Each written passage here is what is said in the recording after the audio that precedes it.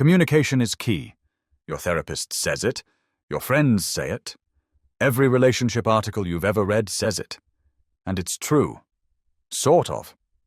But if you're following that advice the way most people do, you're probably making things worse. Here's what they're not telling you about communication, and why timing matters more than talking. Let's start with why communication is key sounds right. Because, in a lot of ways, it is. Silence creates distance. Bottling things up builds resentment. Not talking about problems doesn't make them go away. So the advice makes sense. Talk more. Be honest. Share your feelings. Don't let things fester. And when things go wrong in relationships, the first thing people say is, "You need to communicate better."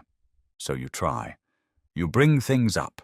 You express how you feel. You try to have the conversation. And somehow it makes everything worse. The fight gets bigger. The distance grows. You end up more disconnected than before you started talking. Here's what's actually happening. It's 11 p.m. You're both tired. Something's been bothering you all day, and you finally decide to bring it up because communication is key, right? But you're already activated. Your tone is sharper than you meant it to be. They're exhausted, and now they're defensive.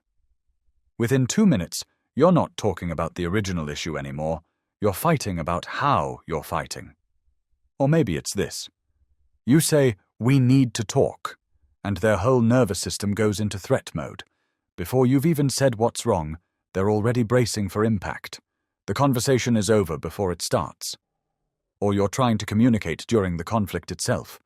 Emotions are high. You're both dysregulated. And now you're expecting each other to listen, while your nervous systems are screaming danger. None of that is communication.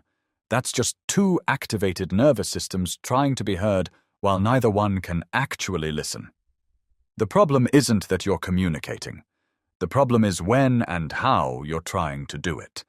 Because unregulated communication isn't connection. It's just conflict with words. So what actually works? It's not about talking more. It's about talking when you're both actually able to hear each other. Regulated communication is the key, not just communication. That means if you're activated, pause. If your heart is racing, if you're already defensive, you're not ready to communicate yet. You're ready to regulate first. Take a break. Not as punishment, as a reset. Go for a walk.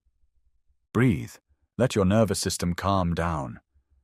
Then come back to the conversation when you can actually think, not just react. Timing matters more than you think. Some conversations don't belong at 11 p.m. when you're both exhausted. Some don't belong right when you walk in the door. Some don't belong in the middle of an already tense moment. Ask, "Is now a good time to talk about something?" Give them the chance to say, "Can we do this in 20 minutes?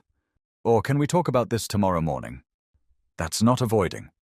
That's setting both of you up to actually be present. And here's the part people miss. How you say something matters more than what you say. You can say the exact same sentence with two different tones and get two completely different reactions. "I need to talk to you about something," said with warmth and calm, hits differently than "we need to talk," said with an edge. Your partner's nervous system is listening to your tone before your words. If your tone says threat, they won't hear the content. So is communication key? Yes. But not the way most people think. It's not about talking more. It's about talking when you're both regulated. At a time that works for both of you, in a tone that creates safety instead of threat. The advice isn't wrong. It's just incomplete. Regulated communication is key. Everything else is just noise. If this helped you see communication differently, we make videos like this every week. Subscribe if you want more. Thanks for watching. We'll see you in the next one.